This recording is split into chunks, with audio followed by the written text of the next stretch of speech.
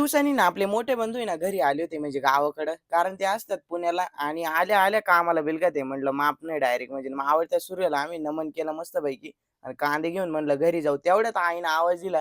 कारण मम्मीनं त्यांचं आहे ना घास कापायचं काम चालू होतं. म्हणे, "भाऊ लवकर इकडे ये" म्हणे, "लय दिवसांनी आला." म्हणजे मोठ्या बंधूंला हो.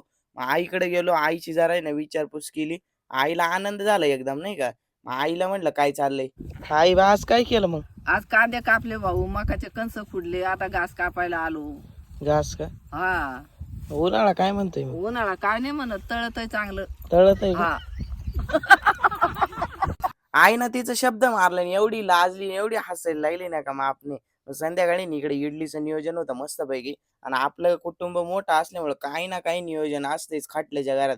मापच नाही खोबऱ्याची मिरची, सांबार मस्तपैकी टकाटक भांडं-बिंडं ठेवलं होतं मस्तपैकी पप्पांनी आणि लावलेलं होतं म्हणजे नाही का इडल्या-बिडल्या तयार